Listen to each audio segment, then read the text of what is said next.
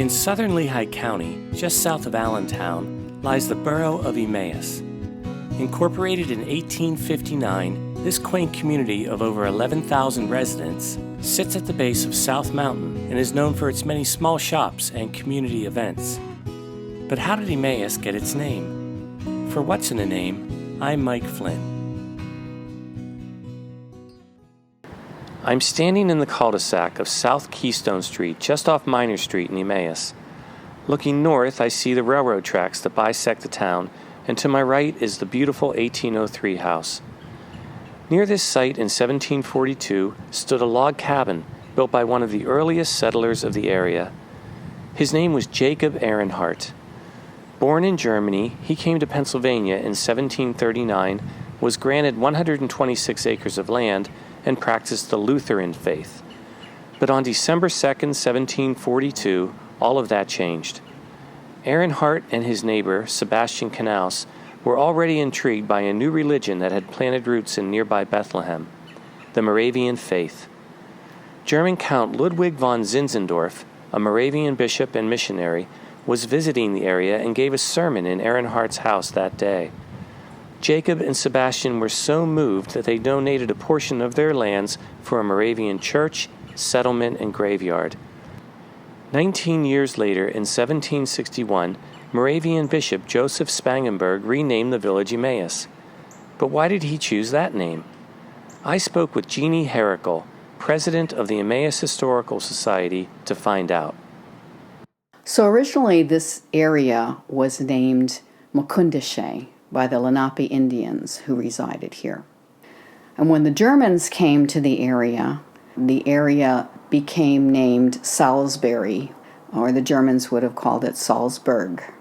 But in 1761, the village was renamed Emmaus by Bishop Joseph Spangenberg because the 8-mile journey from Bethlehem to Salisbury reminded him of the walk to Emmaus mentioned in the Bible on Resurrection Day.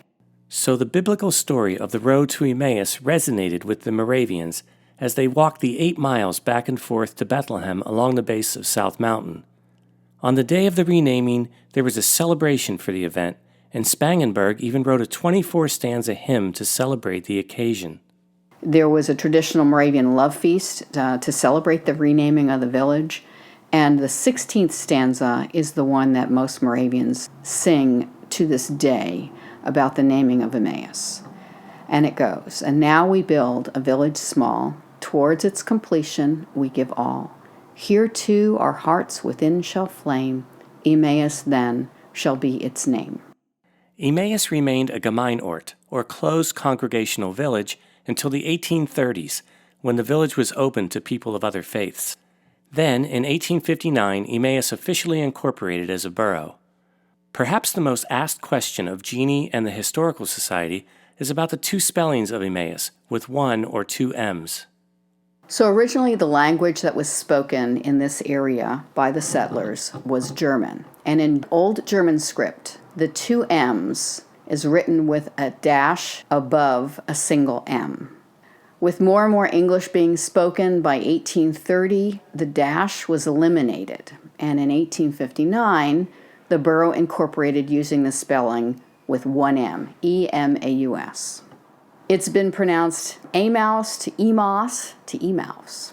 But in 1938, a petition was signed by over 2,000 residents of Emmaus to change the spelling of the name back to the original Emmaus with 2 M's. And at that time, the borough officially added the 2nd M. I'm walking on the Robert Rodale South Mountain Gateway Trail in Emmaus, headed toward Bethlehem. As I take in this beautiful day, I'm trying to imagine the many Moravian faithful walking these same steps so many years ago. The Moravian Church celebrated its 275th anniversary this past July, demonstrating the lasting effect this journey had on this little town. For What's in a Name, I'm Mike Flynn in Emmaus.